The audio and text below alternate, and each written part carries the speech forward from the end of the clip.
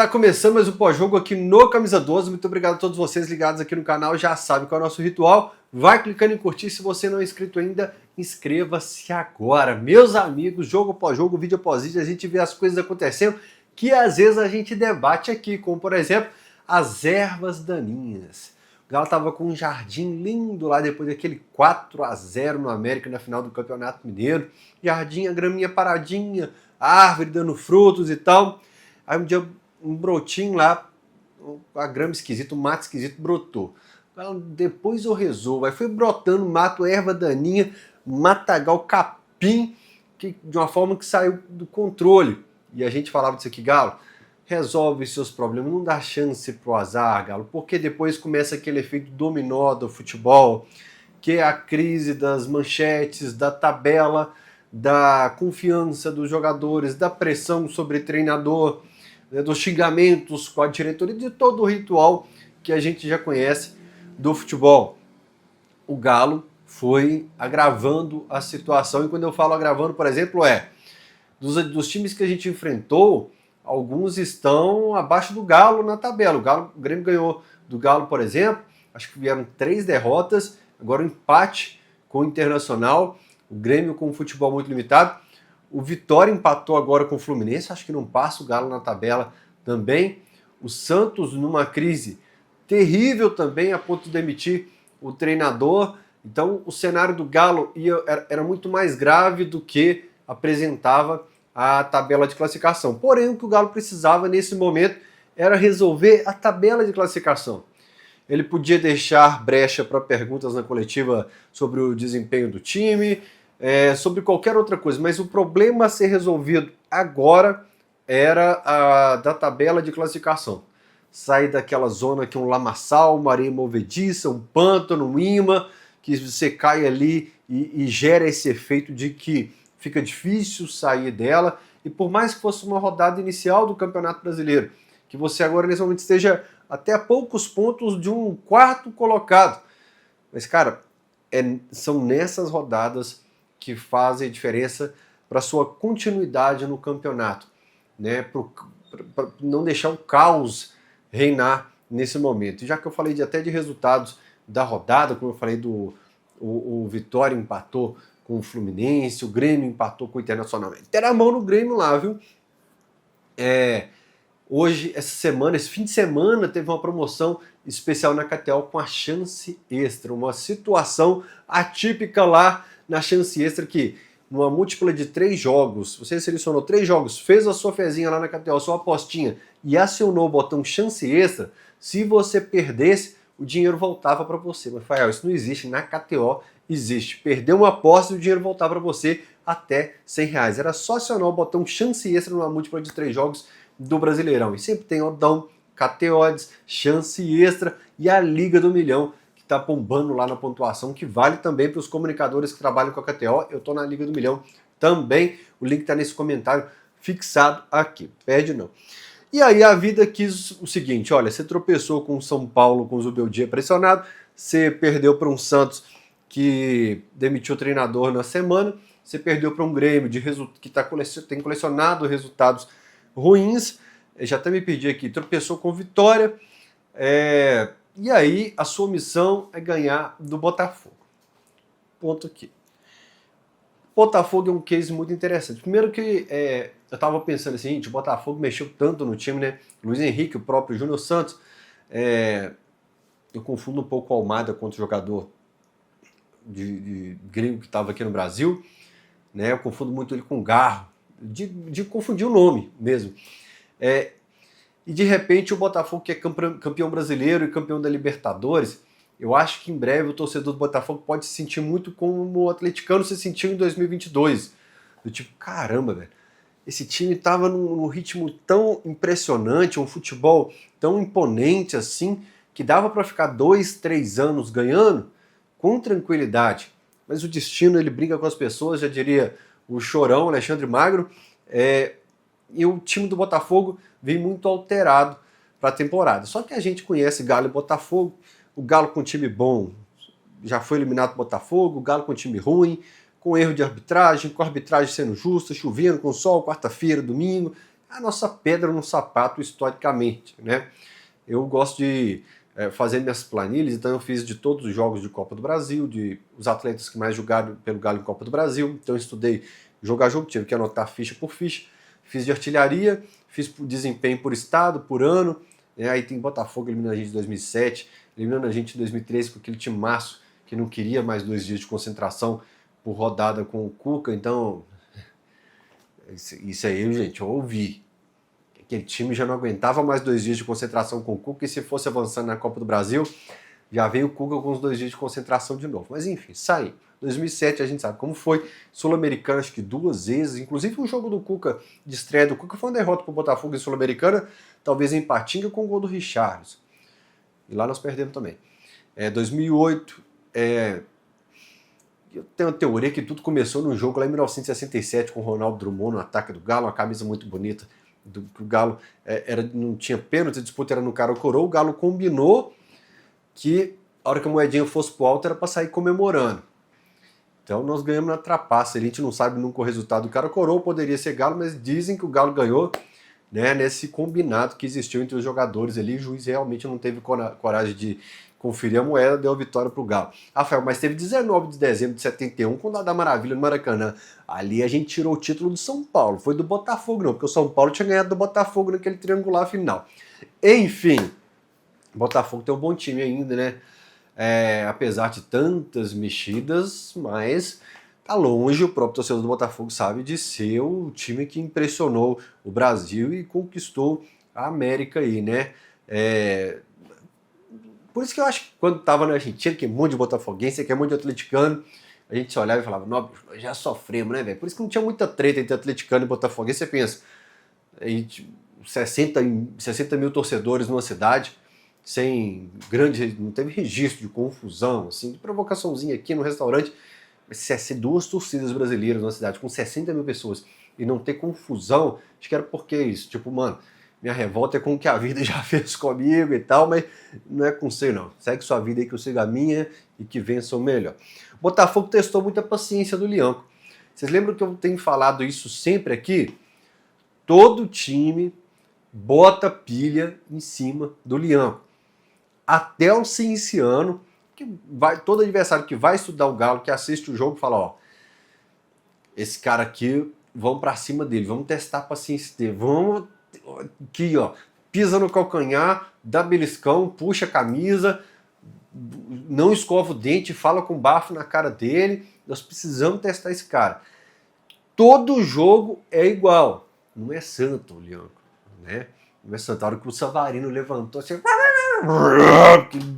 rugiu na cara dele ali, veio o Marlon Freitas maluco, não lembro se foi o Igor Jesus e tal, e eu dou um zoom, eu postei nos meus stories, acho que eu postei no Rios do Camisa 12 também, voltei até a senha do Instagram do Camisa 12 agora, postei o Rios lá, que, cara, o Botafogo começou todo mundo a levar o dedo na cara do Lianco ali, faltou até o time do Atlético fazer um alvoroço aqui para proteger o Lianco, do tipo assim, meu irmão, vocês não vão crescer aqui para cima dele não, porque juntou 3, 4 jogadores ali em cima dele, porque, gente, a turma sabe, a turma pelo menos imagina que se fizer pressão ali, ele vai estourar, vai meter a mão no peito da galera, vai levar o dedo na cara, que pode causar uma expulsão. Era o que queria o Botafogo, eu filmei, dei um zoom do 17 do Botafogo lá, acho que o Marlon, né, falando, deixa que eu vou pegar ele, meio que se vingando do lance lá acho que no Savarino, se não me engano que foi o lance, e falando, eu vou pegar ele.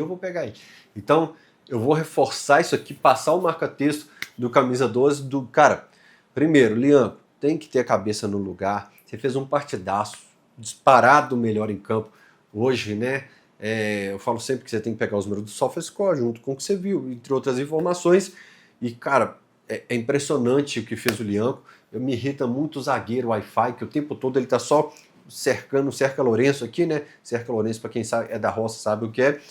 Mas se o cara quiser fazer a volta ali, passar, vai embora. E o Lianco, cara, tem vezes que ele se joga na bola mesmo, ele corta. E quando eu elogio o Lianco, o Menino, Gabriel Menino, qualquer outro jogador, gente, não tô falando que é o supra-sumo do futebol, eu tô falando que que bom que a gente pode ter esse bom jogador aqui no elenco, né? Elogiar jogador na internet, ele é um perigo, porque você está elogiando nessa nota aqui, a galera encara como aqui, o cara cometeu uma falhazinha, cadê o seu rei da perfeição? Não, cara, a gente não pode deixar passar uma partida como essa, que fez o Liam, que foi um monstro ali na defesa. Realmente, quando eu estou falando dele assim, eu estou elogiando também o time do Botafogo, porque a missão do Liam era muito difícil, né, mas conseguiu superar com maestria, mas você pode ter certeza que seja contra o Mirassol, Juventude, pela Sul-Americana, adversários gringos, contra o Maringá, vai todo mundo fazer essa pilha ainda para tentar expulsar aí, para tentar quantos cartões puder pro Lianco, né? Antes do jogo eu estava muito na dúvida do tipo, vamos ficar numa retranquinha contra-ataque, né? A confiança não tá das melhores, a tabela não tá nos ajudando, ou a gente vai para cima para jogar a torcida para dentro de campo, para acordar a torcida, para fazer a torcida jogar junto com a gente está dentro de casa. Eu não, cara, não tô muito confiante, vamos apostar, o Botafogo vai vir para cima, nós vamos apostar no contra-ataque. É meio que inevitável, né, a gente lembrar dessa tática que talvez fosse a opção do Milito de contra-ataque, depois não saber atacar quando tem oportunidade de estar com a mais. Segundo o Hulk, lá no Charla Podcast, a gente esperava o comando de fora. Mas eu tento largar. Todo pós-jogo eu trago isso de novo, mas eu tento largar o assunto. Mas vamos lá. Fiquei nessa dúvida. A questão é que, seja na retranca para ser um time reativo, né, para você ser um time que você vai esperar o adversário roubar e partir para o contra-ataque, algo que o Cuca treinou muito desde o início do ano, do tipo, recuperei a bola, seja com o Everson ou com os zagueiros, rapidinho ela vai estar no gol adversário, em X segundos nós temos que estar finalizando no gol adversário, ou seja, para você propor o jogo, algo é fundamental, a qualidade na saída de bola. É claro que se você for reativo, talvez você vai apostar um pouco mais na esticada, na bola esticada, né, num corredor, em profundidade, né, um Everson quebrando uma bola lá na frente, mas de qualquer jeito você vai ter que colocar a bola no chão em diversas oportunidades e trabalhar essa saída de bola. E a saída de bola tem sido um dos principais motivos por essas ervas daninhas que contaminaram o nosso gramado. E entenda que as ervas daninhas não são jogadores, gente. São resultados ruins, para deixar claro, para não deixar dúvida nenhuma no ar. E a saída de bola com o Igor Gomes, por diversas peças, mas, por exemplo, o Igor Gomes está aqui desde 2023. Pode colaborar em vários jogos entrando, mas não é esse cara que vai buscar uma bola e construir um jogo. Entrou bem contra o Santos, contra o São Paulo entrou muito bem. Mas confiar de que ele é um cara que vai construir, que vai armar, eu tenho medo de a gente estar se embasando naquilo do que o cara ideal é o cara que não está jogando. O Caio, por exemplo, do lateral esquerdo, gatilho, máquina do tempo do camisa 12, o biotipo dele assim e tal, na hora que me lembra um pouco o Emerson Conceição. Você, garotinho juvenil, criado a leite com pera, que tá ainda novinho aí, meu amigo, dentro de casa, na adolescência, no auge da sua adolescência, você não sabe o nome que eu acabei de falar aqui. Mas pergunta na tua casa que nome que eu falei aqui. Meu Deus do céu. O biotipo dele me lembrou. Meio cintura dura, cara. Tem que jogar um óleozinho ali na cintura aqui para mexer mais rápido para lá e para cá. E você tem na saída de bola, Igor Gomes, o Caio.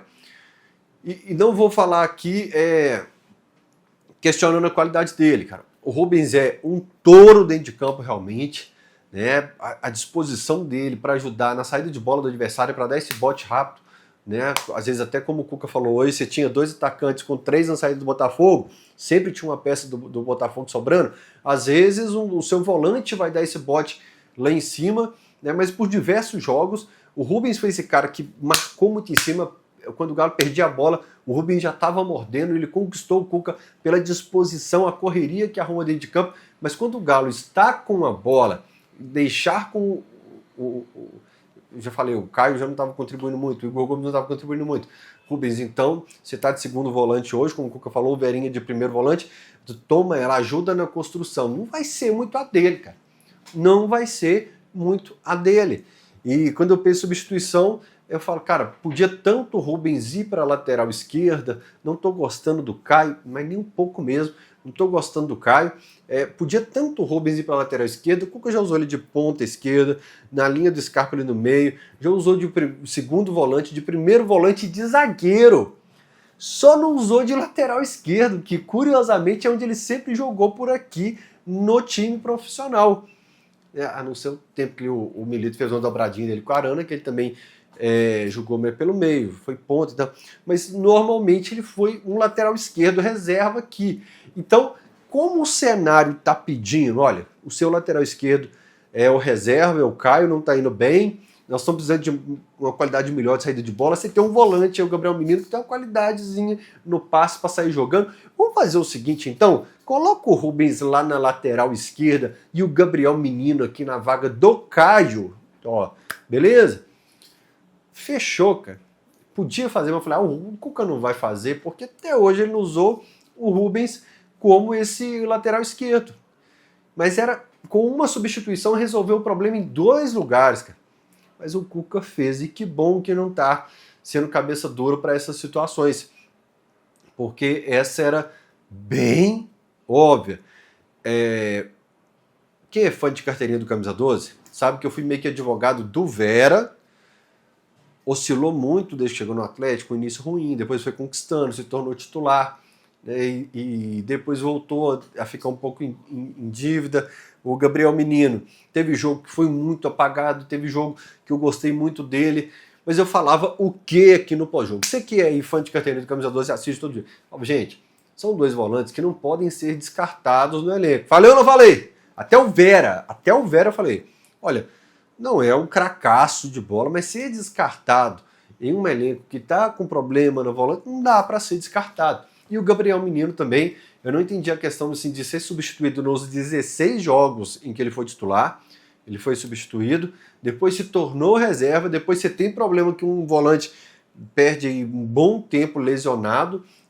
O Patrick se lesiona também. Você tem tanto problema no volante e nem assim escala o Gabriel Menino. Você começa a escalar até o cara que você não tinha utilizado na temporada. Então, assim, eu não gostava muito dessa questão, né? Então, defendi os dois, sabendo das limitações deles, e queria essa dupla no segundo tempo hoje, principalmente esperando que o menino entrasse um pouco mais ligado, elétrico, e acertando uns passezinhos, né, menino? Porque contra o Deportes Iquique, que era um adversário fácil, ele entrou meio confuso ali. Outra opção era Júnior Alonso na lateral. Você poderia tirar o Igor Gomes e colocar o Gabriel Menino, mas aí você ia se retrancar contra o Botafogo em casa, né? Ou tirava o Rubens e o Caio, colocava o Alonso na lateral e colocava o Vitor Hugo na defesa. Rafael, mas o Vitor Hugo só jogou uns minutos com o Deportes Iquique. Meu amigo, se o Cuca pediu, tem que dar ritmo. Aliás, eu vou falar um pouquinho mais sobre o Sul-Americano já, mas para eu não esquecer, o Alonso não descansou na pausa das eliminatórias da Copa do Mundo. O Alonso não descansou em momento nenhum até agora. Tirando as substituições, como acho que é do Clássico, por exemplo, que o Rubens virou zagueiro, né? Alguns casos que ele foi substituído assim, e você tem a necessidade de dar ritmo para o Vitor Hugo. Por mais que seja arriscado, uma hora vai ter que acontecer, né? Mas uma opção era essa, né? O Alonso ali pela lateral. E aliás, eu acho que o Caio pode se tornar até uma opção. Vamos lá. Rapidinho sobre o Caracas, então. O Caio pode sair do cara que foi titular hoje como lateral esquerdo. Eu tô falando que eu não me assusto se isso acontecer, viu, gente? Pro cara que vai jogar de ponta direita no próximo jogo. Curioso, agora vem na minha cabeça que é até parecido com o que o Scarpa fez com o Milito. O Scarpa era o ponta direita, foi pro lateral esquerda. O Caio pode ser o cara que saiu da lateral esquerda e vai para a ponta direita. Porque o Scarpa não viaja. O que eu já falou sobre isso, né? Não me assusto se acontecer. E aí ele deixaria o Rubens por lá. Ou ele pode deixar, quem sabe, uma dobradinha lá, Vitor Hugo e Alonso ali pela esquerda, que aí o Alonso vai ter uma responsabilidade defensiva maior, dá o auxílio para o Vitor Hugo nessa transição, nesse período de pegar ritmo de jogo. Então joga na defesa o Vitor Hugo, o Alonso na esquerda, ele usa o Rubens como ponta direita, ou volante do jeito que ele quiser. Se ele quiser deixar o Caio para o segundo tempo como uma opção para o segundo tempo, tem essa engrenagem de possibilidades aí, né?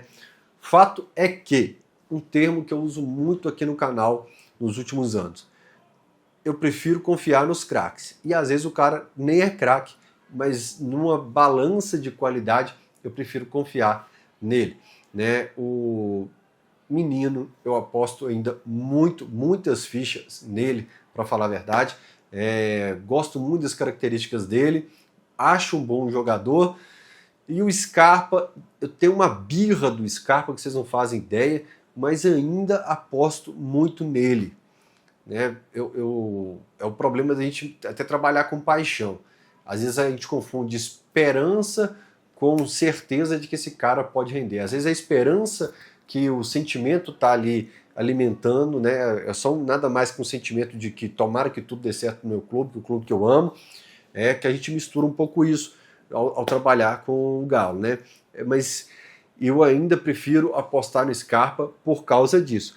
Porém, o Cuca fala na coletiva que explicou para o Scarpa que precisava deixá-lo no banco, e o Cuca diz que, para uma pergunta da Giovana Oliveira da Transamérica, provavelmente, o Cuca fala assim, olha, eles no banco puderam, com eles no banco eu tive a chance de mudar um jogo. Eles me deram essa oportunidade. Qual teoria que nós temos aqui no canal que se encaixa nessa situação? O Vitor Martins lembrou muito bem lá no WhatsApp, é a teoria da carta na manga. Essa é muito difícil de explicar para o torcedor. Eu sempre tento e começo a dar risada porque às vezes você coloca... o Scarpa é bem um exemplo disso, assim. Um jogador que não está entre os seus 11 melhores, você coloca ele como titular, e um jogador que é considerado por todos como muito bom, você o coloca no banco como uma possibilidade de mudança. Eu vou colocar outro exemplo para vocês então. Eu não me assustaria se, com a sequência de resultados ruins, o Cuca usasse uma dupla Hulk e Rony e deixasse o Coelho como uma carta na manga no banco de reservas. Para um jogador de velocidade pelo lado do campo, um jogador que pode aumentar o número de peças no ataque. Ó, tomei meu golzinho, vou aumentar o número de peças no ataque, tirei o terceiro homem do meio campo, coloquei o Coelho. Cara, mas o Coelho não pode deixar o time titular. Cara, ele fez 2, 3 jogos ruins, eu não me assustaria se, olha, você vai pro banco, respira, descansa a musculatura um pouco e tal, de repente do banco você vê o funcionamento do time de uma maneira diferente, e eu tenho aqui, olha só, se você não estiver no banco, eu não tenho ninguém, os caras negociaram o Alisson e não repuseram para mim, eu não tenho ninguém de velocidade pro lado do campo, só eu tenho a carta na manga com o Coelho no banco. Com o Scarpa foi algo parecido. Tudo bem, tem hora que o treinador na coletiva ele fala uma coisa para ficar mais político com o jogador, para ser mais político com o grupo, né? Mas o que o Cuca fala basicamente, olha, com o menino e o Scarpa eu tinha carta na manga para dar uma nova cara pro time. Ele dá uma risadinha meio irônica na hora da merda. Ele não gostou muito bom, né? Do jeito que a repórter fala do Scarpa comentando, a risadinha do Cuca é muito curiosa. Eu percebam depois na coletiva, seja pela Itatiaia ou pela TV Galo, a reação do Cuca nesse momento. Achei muito curioso. Achei muito curioso aquela risadinha do Cuca. Mas era basicamente isso. Ele falou, olha, eu tive uma carta na manga. Só que falta uma carta na manga pro Cuca, que é o camisa 9. A gente ainda não pode opinar assim com um embasamento grande, com a convicção até onde o João Marcelo pode entregar. Repito, a nossa esperança, a nossa confiança, o nosso sentimento que vai dar certo, o nosso papel de torcedor também, de apoiar, de apostar e tal, é uma coisa. Mas o cara disputou a Copinha em janeiro ali, e em fevereiro, março, estava disputando o Campeonato Paulista, em abril estava jogando pelo Galo na Série A do Campeonato Brasileiro. Tem características interessantes, pecou em outros momentos também. A gente tem que entender idade, transição, o cenário que mudou para ele. Tem que entender que ele teve chance também em jogo que o time estava bagunçado, né? Mas aquela cartinha na manga porque eu não quero ficar trazendo ela aqui todo jogo, eu citei o Alisson agora há pouco, que essa, como a gente ganhou do Botafogo hoje, hoje não vai falar de elenco, de contratação, vamos, cara. Não podemos deixar passar só porque ganhou do Botafogo o erro que foi não ter colocado peça para repor a saída do Davidson, do Alisson, do Otávio. A gente não pode deixar isso passar batido nos dias de vitórias. Porque senão vira um roteiro fixo, do tipo, ó, perdeu a contratação, reforço, elenco, não, ganhou, vamos esquecer. Não, cara. Essa é uma tecla que a gente vai bater até junho e julho, porque senão a gente consegue 3 vitóriazinhas, emplacar ali 3 vitóriazinhas antes da janela do Mundial, já usam para falar de que, olha, tá vindo, como é que esse elenco não precisa de tanto reforço assim, precisa demais. Até porque o Galo apostou muito nos cruzamentos ali no primeiro tempo, e eu ficava assim, gente, qual que é a lógica disso? O gol de cabeça não é o forte do Hulk, né? O Rony às vezes sai muito da área. Se você não tá com um cara com a característica assim de que esse é o cabeceador para dividir com os zagueiros, às vezes você peca demais fazendo chuveirinho o tempo todo na área. O Luiz Felipe sempre me lembra, meu amigo Luiz Felipe, que eu citava isso sempre no jogo do Roger Machado, um pouco antes da demissão dele. O Roger acabou virando um time de chuveirinho o tempo todo. E aí o Roger foi substituído por quem? Ai, você vai lembrar? Micali. Curioso, um caiu contra o Vitória e o outro contra o Bahia, os dois aqui no Independência. Curiosidades dessa temporada de 2017. Mas o Micali fala a frase, não adianta fazer bolo de morango se você só tem laranja nas mãos. E não adianta você ficar fazendo chuveirinho na área se você não vai ter um exímio cabeceador, um homem de referência dentro da área, né? Aliás, sobre o ataque, eu acho que hoje o Hulk exagerou um pouco na conversa com o Ramon Abate. Não sei se o elemento Botafogo, se foi o período ruim até do próprio Hulk, ruim de resultados do Atlético, achei ele um pouco disperso e insistindo muito em conversar com o Abate em lances desnecessários. Eu sou um crítico, eu brinco no Notero Esporte, principalmente nas participações da Nadine, que eu não sou contra árbitro X ou Y, eu sou contra a profissão, eu sou contra o exercício da função da arbitragem, que um dia a gente chegue na questão de que a inteligência artificial possa suprir esse papel, ou pelo menos eu me cure da minha raiva com essa profissão, mas a arbitragem, de um modo geral, ela nunca vai agradar um dos lados, ou normalmente ela não vai agradar nenhum dos dois lados, vai ter sempre questionamentos. Meu amigo São Paulino chorou bastante por causa do Calheri ser expulso. Então, quando o árbitro é nota 7 para mim no futebol brasileiro, eu já acho maravilhoso, e quando o árbitro é nota 8, eu considero paraíso. Eu acho que o Abate fez uma boa arbitragem contra o São Paulo, e hoje também. Rafael, mas o lance do VAR foi absurdo, e o do segundo gol também já era para expulsar de cara. Olha, eu discordo um pouco e vou isentar o Abate nessa situação. Primeiro, eu escutei o áudio do VAR, o Ramon Abate, ele não vê nada de errado no gol de escanteio, e o Abate fala o seguinte, o VAR fala para o Abate, olha, tem um movimento de mãos do jogador de preto, que é do Atlético, em cima do jogador de branco. Ele fala, peraí, então quero saber o que vocês estão falando. Eu não vi nada, mas se vocês estão falando, eu tô indo aí. Correto. Então eu acho que aí o erro, o VAR, que eu acho que não precisava ter chamado o Abate, porque para mim era muito nítido que não foi uma carga que influenciasse. É que jogador brasileiro, e nisso eu gostava muito do Lucas Prato. O Lucas Prato com aquela mãozinha nas costas, ele não era de cair. O Lucas Prato, inclusive, às vezes ele sofria falta e preferia levantar rápido para apostar no lance, no ataque, né? Acho que ali dava para o VAR ter mastigado para o Ramon Abate. Espera aí que a câmera vai desligar. 29,40. E no segundo gol, o Abate teve a sensação de que o jogador do Botafogo que vinha ali atrás daquele jovem defensor, que me fugiu o nome dele, que ele estava no lance de uma forma que ele poderia impedir a continuidade do Hulk. É porque a gente assiste com replay, com câmera lenta, de diferentes ângulos. Na hora o Abate entendeu isso e não me estranharia, não me causa estranheza essa decisão. E observei o comportamento até do Cuca essa hora, que o Cuca não fica descontrolado. Sabe, tipo, aqueles árbitros, técnicos falam, pô, esse era para expulsão. Somente quando o abate vem pro VAR é que muda o comportamento do Cuca ali na lateral do campo. Sabe, eu gosto muito de pegar a espontaneidade do cara e nesse momento eu acho que o time de um modo geral ali dá uma reclamadinha e tal, mas não é aquela que todo mundo vem maluco, porque olha, o Hulk ia para dentro do gol, então vou isentar o abate. Ele contra o São Paulo e hoje não ficou marcando qualquer faltinha, principalmente contra o São Paulo.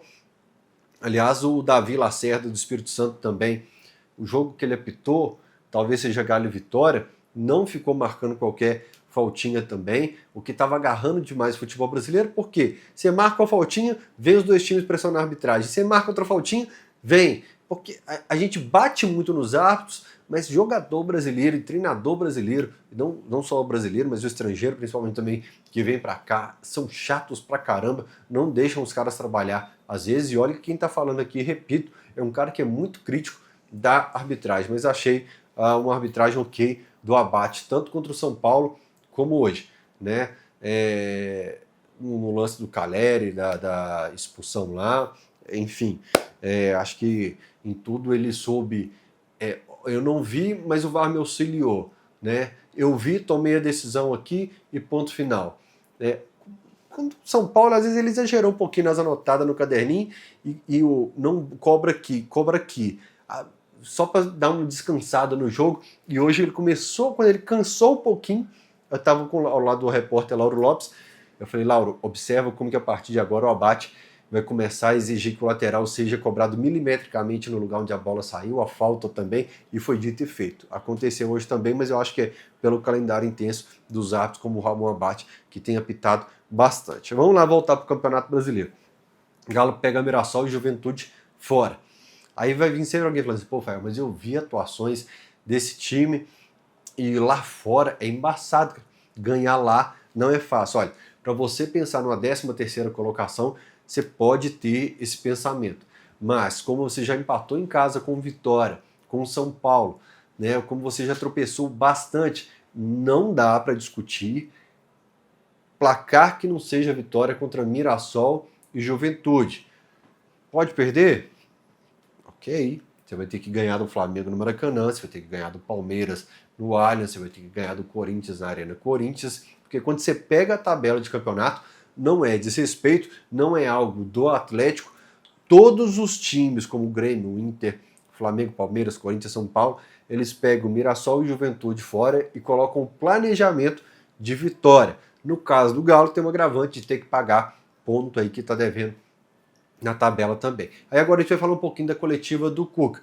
Participei da coletiva do Cuca mais uma vez, eu não tinha gostado muito da pergunta do Deportes aqui, que participei de novo, e fiz duas perguntas lá, dei uma pitadinha falando do Everson, mas vamos lá. Primeiro eu falei, Cuca, o calendário do futebol brasileiro é quase que como jogar xadrez para o treinador. Por quê? O Galo tem uma vitória sobre o Botafogo. Cara, é hora de você pegar essa confiança do time, aprimorar a finalização, né?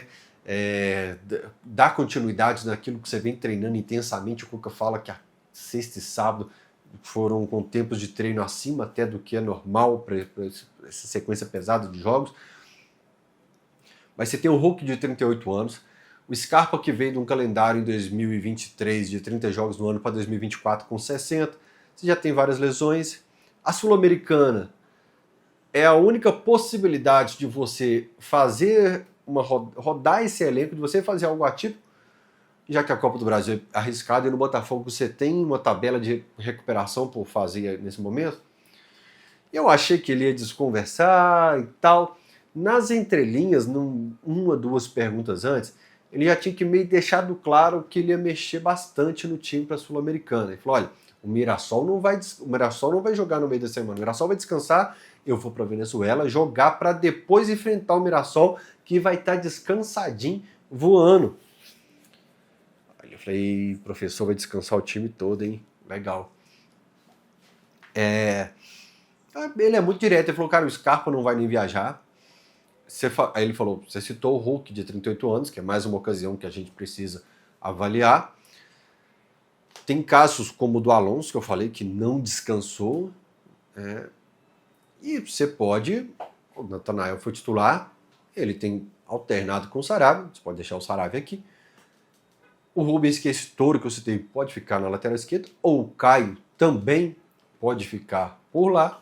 Você pode colocar o João Marcelo no ataque, você pode colocar o Bernard também no time, né? Já que o Scarpa não vai, você vai levar 2, 3 garotos da base novamente. O menino descansou demais, pode ser o titular, deve ser o titular nesse caso também.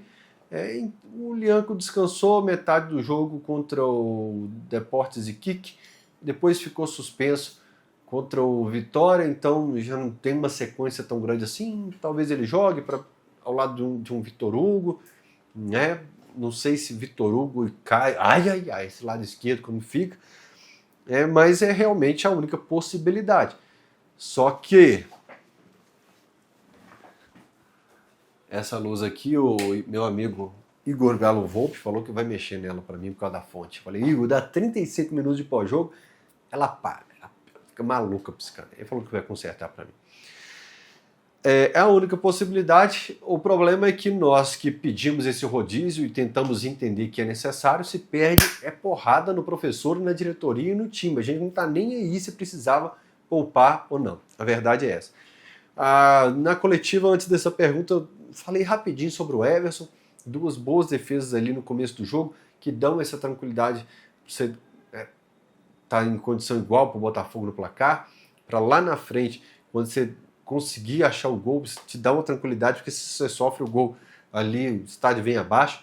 O Everson quebrando bola com uma precisão que impressiona. Uma bolinha que deu errada na lateral lá só pro Hulk, que passou muito alto, foi direto para lateral, mas ele é um bom termômetro do jogo, que no segundo tempo não trabalhou, só ajudou a esfriar um pouquinho o jogo quando foi necessário. Teve uma hora que eu achei até que ele ia tomar cartão amarelo por segurar demais. E sobre o público, eu fiz um estudo, eu peguei da inauguração do Mineirão, em 1965, até 2010, quando o Atlético Cruzeiro jogaram no Mineirão. Depois peguei 2020 e 2021, eu deixei fora por causa da pandemia, 22 e 23, porque Atlético e Cruzeiro jogaram juntos no Mineirão, aí o Galo foi para a Arena MRV para comparar público de Atlético e Cruzeiro, para ter argumento para usar no programa. Tem alguns fatos curiosos, né? O Cruzeiro em 51 jogos a mais nesse período que eu peguei, o Galo tem 1,5 milhão de público a mais, mesmo o Cruzeiro tendo 51 jogos a mais.